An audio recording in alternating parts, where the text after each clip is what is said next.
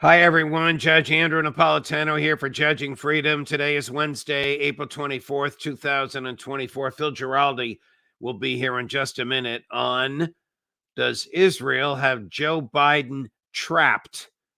But first, this. How do you really feel about your financial future right now, today? Stable or uncertain? Despite all the happy talk that the Fed and the banks want you to buy into, I believe that 2024 is going to be a very unstable year, politically and financially. That's one of the reasons I decided to buy physical gold and silver, and I suggest you should do the same and do it now. Why?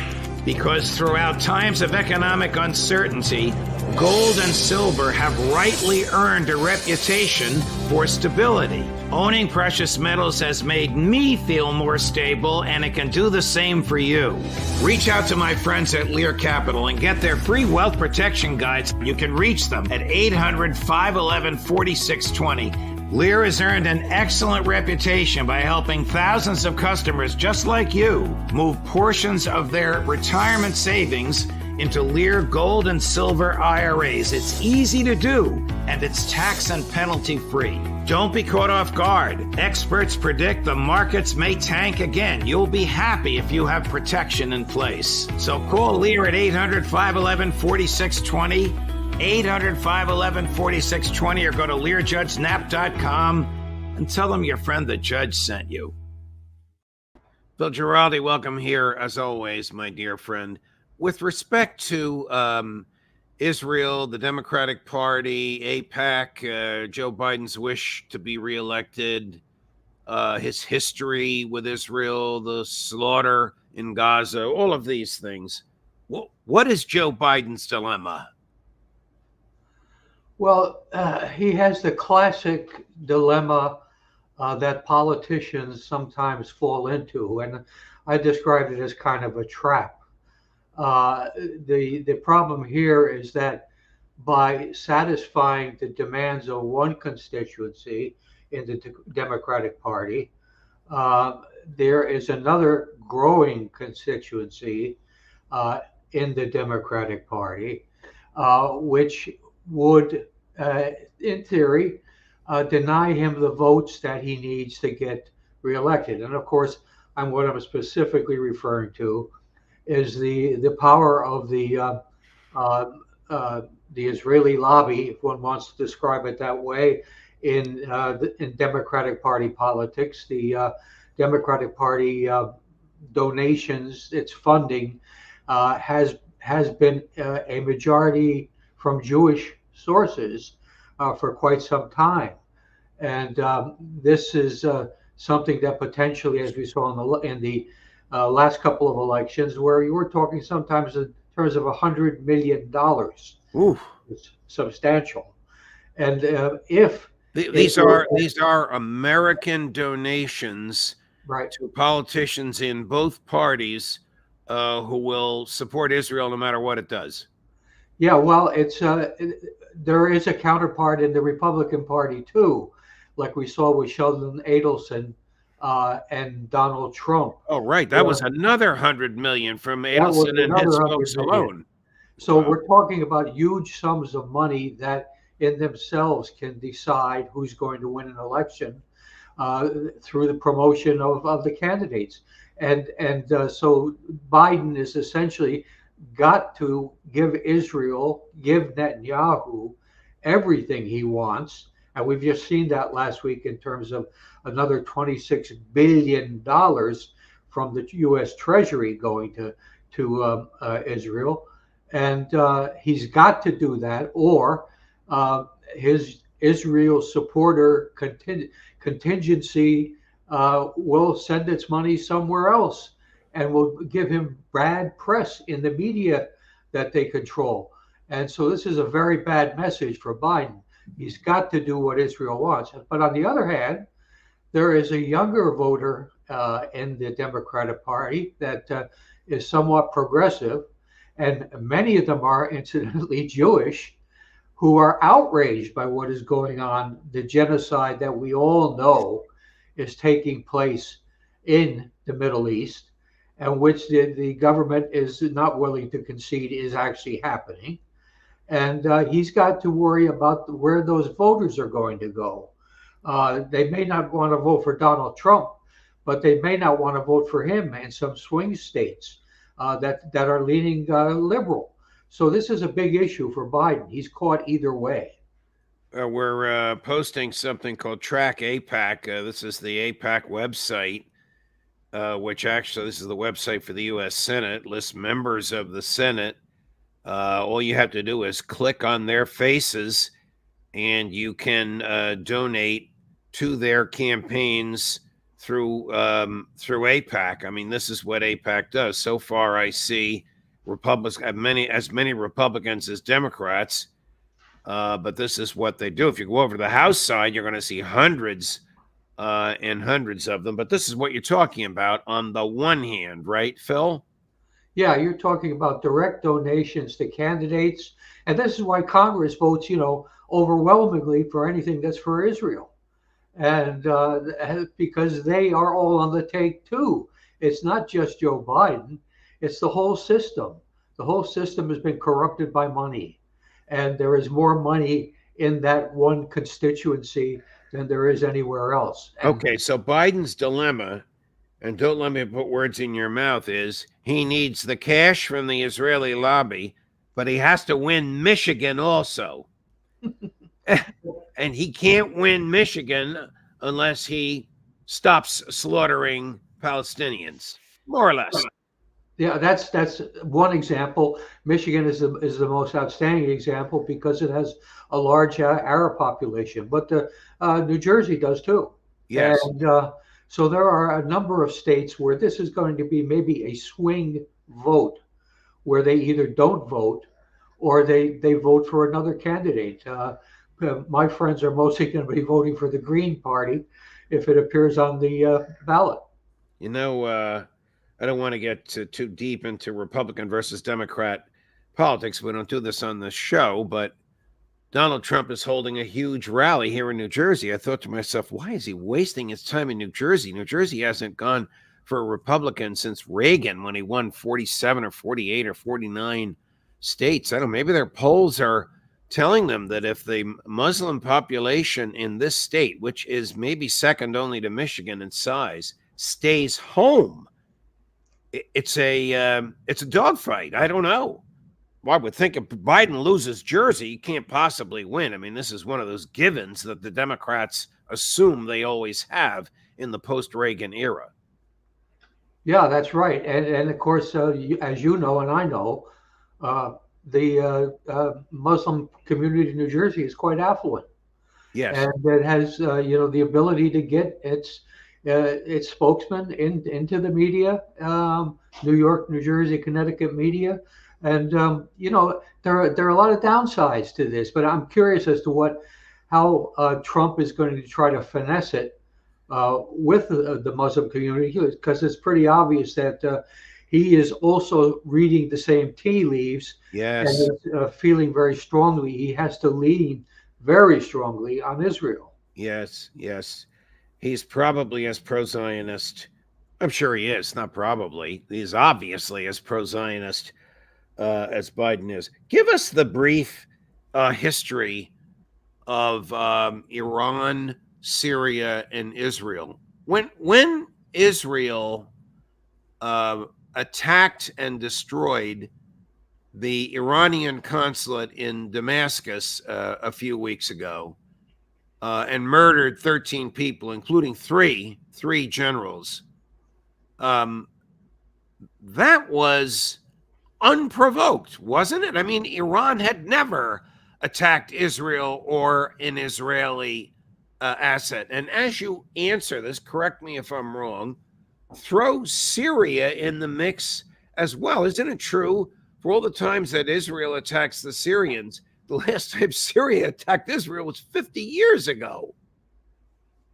Yeah, that's correct. I mean, the fact is, this is an interesting aspect of what's going on, that Israel has been regularly attacking by one means or another three of its neighbors with which it is not at war, and that's Lebanon, that's Syria, and that's Iran. And so they're getting away with this, and of course the United States looks the other way. The United Nations, because of the U.S. veto, is incapable of doing anything about it. And this has been going on for a long time. And over the past, since 2017, when the relationships hardened a bit, where Iran became closer to Iraq, Iran became closer to Syria. You have basically Israeli attacks on targets mostly in Syria that they claim are linked to Iran in one way or another. So it's a funny thing going on. They're getting away with it. They've been getting away with it, and now all of a sudden, when Iran responds, it's a war crime. It's a whatever. It's whatever the New York Times is telling you it is, and this is the kind of stuff that's going on. Israel gets away with literally murder, and it's because of the protection afforded primarily by the United States and some of its European allies. Hasn't Israel murdered Iranian civilians who are chemists and astrophysicists and scientists? Yeah, Iran has been the victim of Israeli assassinations.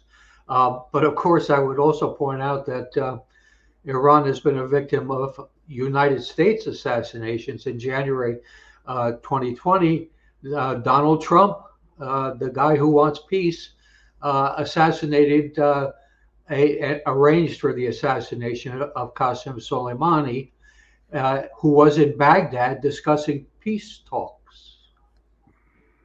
A horrible thing that American presidents do. Barack Obama did the same thing. He actually killed two people that were born in the United States. They were American citizens. Anwar al-Awlaki and his son, George W. Bush, did the same thing. Bill Clinton did the same thing. I don't know if Clinton had the sophisticated drones that Bush, Obama, and Trump had.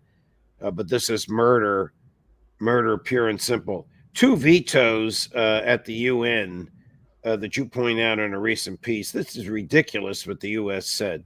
One veto, I'm only laughing because the U.S. statement is so absurd. One veto wants to condemn the destruction of the Iranian consulate in Damascus, and the U.S. says, no, we vetoed because the facts are unclear. What facts are unclear? Isn't it crystal clear that Israel murdered people and destroyed the sovereign real estate on the sovereign earth of Iran inside Damascus? Yeah, it's precisely clear and has not really even been denied by the Israelis. The only ones who seem to want to deny it are Antony Blinken and his crew of scoundrels who want to deny everything. They're looking into right now the killing of an American 80-year-old by an Israeli army unit, and they want to sanction the unit. And Netanyahu said no, and so Blinken is sitting on the report that spells out how this 80-year-old guy, American citizen, Palestinian born, was beaten to death by an Israeli army unit. Just another incident in the fog of war, I guess. How is an 80-year-old Palestinian American of a threat to the IDF? Beyond me, but they'll come up with some sort of an answer. The other veto, this is even more absurd, in the UN was vetoing the admission of the state of Palestine as a country. And the Linda Thomas Greenfield, the U.S. ambassador to the UN, said, we can't admit the Palestinians because they are controlled by a terrorist organization. Was she referring to the state of Israel or the IDF when she said that? It sounds like Benjamin Netanyahu to me, but I'm a little bit prejudiced on the issue. The fact is this was ridiculous. There are 145 countries in the world that recognize Palestine as a state right now, and the only thing that's stopped Palestine being recognized and giving it some legitimacy in terms of its own sovereignty, which is what Mr. Biden has been saying is the American objective here, that we have a two-state solution. Well, you can't have a two-state solution if you don't allow one of the states to be a state. That would seem to be kind of obvious. But they know there's so much hypocrisy flowing out of Washington. It's sickening. You know, if you spend a whole week looking through the things that are coming out of the White House and press meetings and things like that, it's just it blows your mind. It's all like one big lie that is kind of modified to fit a circumstance and then is changed the next day. It's awful.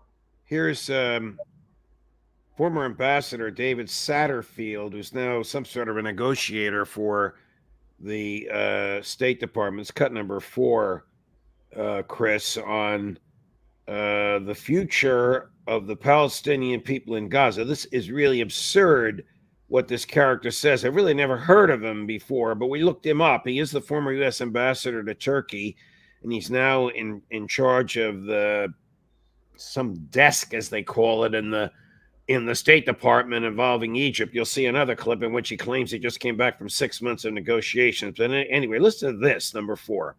We believe the future of the Palestinian people of Gaza lies in Gaza, not anywhere else.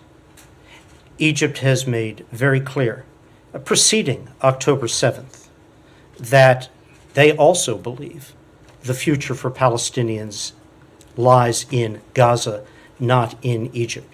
We understand that point. We respect it. So does the government of Israel. How the heck can he say that with a straight face? The government of Israel respects the Gazans to determine their own future? And he didn't even say Gazans. He kept saying Palestinians. I assume they're going to take all 7 million Palestinians and pile them up in Gaza.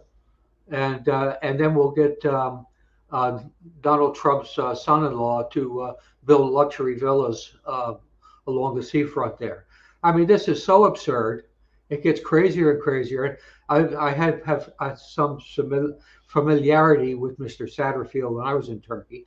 Ooh. And you know, it's these people are basically tools of the administration, and they say what the administration wants them to say.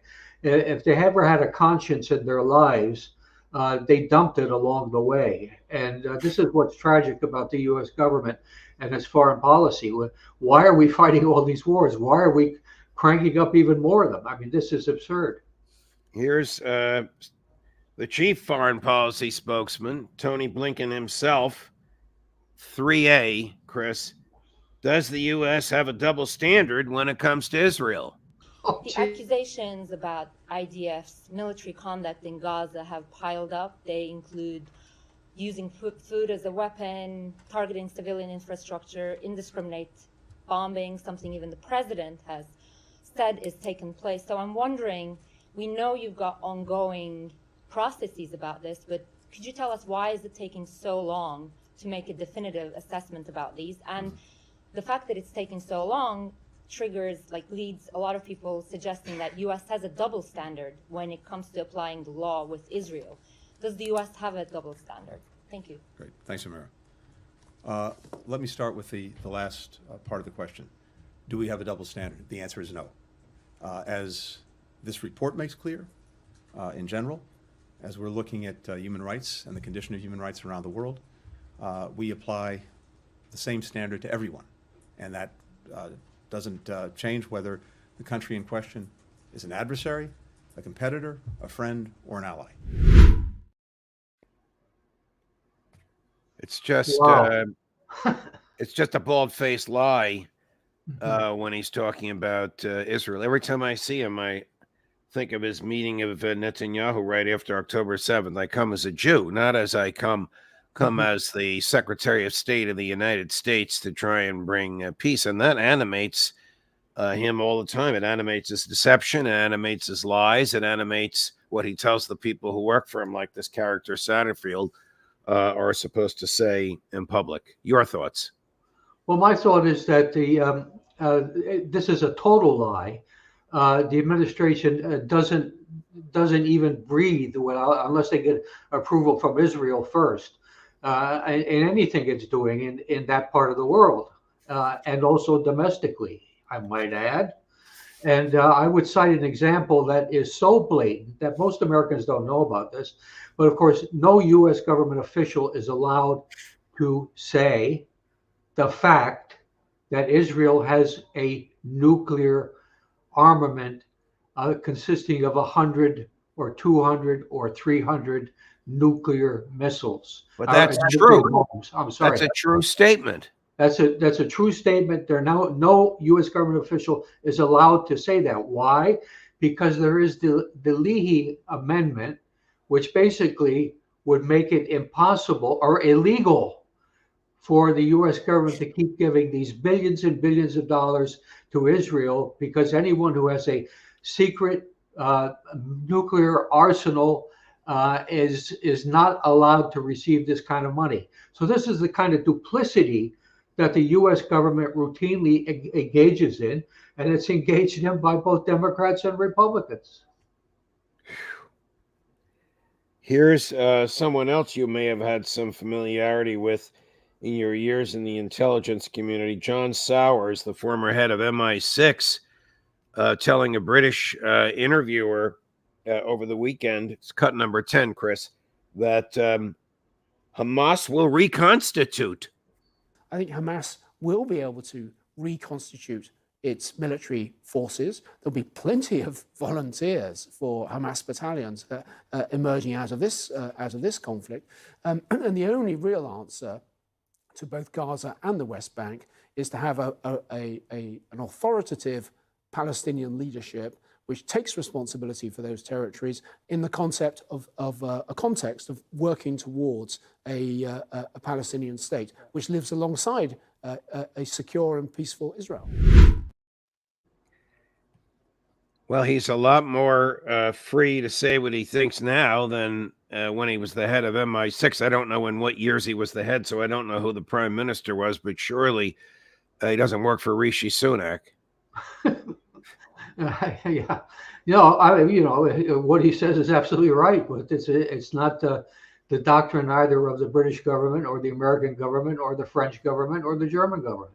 It's essentially one of the comments that I find most astonishing is that when they're talking about the two-state possibility, the United States has several times dropped the comment that before we go that route, Israel has to approve of it. Now, you can imagine when that's going to take place, and never. And the fact is that unless these people have sovereignty and have a real negotiating position that is being protected by the United States and others, they're always going to be victims of what Israel is doing to them right now. I mean, the bombing in Rafa started again. They killed one family with 13 people the other day by dropping a bomb on it. This is outrageous. It's atrocious. And we are accomplices up to the eyeballs in all of this. And for those who are thinking that the change is maybe coming, Trump is no better on these issues. He's just as inclined to do everything that Israel wants as is the current administration. Here's Blinken again, just hand-wringing as usual, number 3, where he's being asked by one of the reporters in that room if U.S. arms have been used in war crimes, and why doesn't the U.S. take that seriously? We are looking into reports, incidents that are brought to our attention, and we have a process to do that, particularly if there are questions about whether U.S. arms have been involved, and that is ongoing, and we're continue to be focused on that. Every situation, every country is different. For example, the case of Ukraine, where we have made certain determinations. Totally different situation than in Gaza. The Ukrainians, first of all, themselves were not in any way a legitimate target, the way, of course, Hamas is in Gaza. They were also not embedding themselves with civilians, hiding in and under apartment buildings, mosques, hospitals, you name it. And in addition, in the case of Ukraine, when Russian forces, for example, withdrew from Bucha, we were able to see, the world was able to see very plainly what had happened, and we were able to get the evidence. So each of these situations is different, and we have to do our best to collect the facts and follow the facts, and that's what we're doing. Answers anything directly. Do you know what he's referring to in the beginning about we're waiting for the report? Is he talking about the report of that ultra-Orthodox Jewish unit in the IDF that beat the old man who was a Palestinian American to death, to which you referred earlier? Or is he talking about the murder of the 7, you don't even hear about this anymore, as horrible as it was, food service workers, which was only a couple of weeks ago? Do you know what he's talking about? Well, I think he's talking about specifically the murder of the 80-year-old man beaten to death by the Army unit, because it's known that he's been sitting on that report. So I think that would be the suggestion there. But there are also, when the U.S. gives or sells weapons to an allegedly friendly country, there are requirements for follow-up by the Pentagon to make sure that those weapons are not used illegally. Like this is, for example, phosphorus weapons. And the most recent incidents, of course, would be the fact that dropping a 2,000-pound bomb that penetrates through a hospital and destroys it is definitely a misuse of the U.S. weapons. But this clown is not going to say that. This clown knows where his bread is buttered. He's a Jewish guy who's Secretary of State, who is, no matter how you look at it, is not going to push against Israel, and he never will. You think that he and Biden will back down? Well, first of all, how would they do this, Phil? They want to either disarm or not support a unit of the IDF. How could they possibly send instruments of death over there, but say this XYZ unit can't use them? It'd be they have no controls over military equipment and ammunition once we deliver it into the hands of the Israelis. Am I right? That's basically right. I mean, they have no way of really doing a forensic analysis of what takes place in Gaza. They don't have that capability, so they rely on the Israelis to do a quote investigation and give them a report. You know what that's going to be like. I mean, this is a con job, and it's a con job on the American people. It's a con job on the world, and the world is waking up to this, and so are the American people. So it's enough of this, and it's scary because the people are being killed even as we speak. And kids are being killed, and women are being killed, and these people they're digging up in the ruins of the hospitals right now, had their hands tied behind their backs and were executed, and then they were pushed into a mass grave by an Israeli bulldozer, and there are 300 or 400 people in each of these mass graves. I mean, this is beyond criminal. If this happens again in Rafa, does your instinct tell you some state actor, not the U.S., not Great Britain, not France, but some state actor, perhaps in the region, will respond? Well, there certainly was a response from Yemen over the destruction of the consulate general in Damascus. So there are actors who can respond. The situation along the northern border with Lebanon is rather tense at the moment, and Hezbollah has extensive capabilities. So I think there is going to be some more pushback. I would love to see our country doing the right thing, but I have no expectation of that whatsoever. Phil Giraldi, a pleasure, my dear friend. Thank you for your analysis. Thank you for your courage, and thank you for your consistency and constancy. We'll look forward to seeing you again next week. Okay, thank you very much. I look forward to it.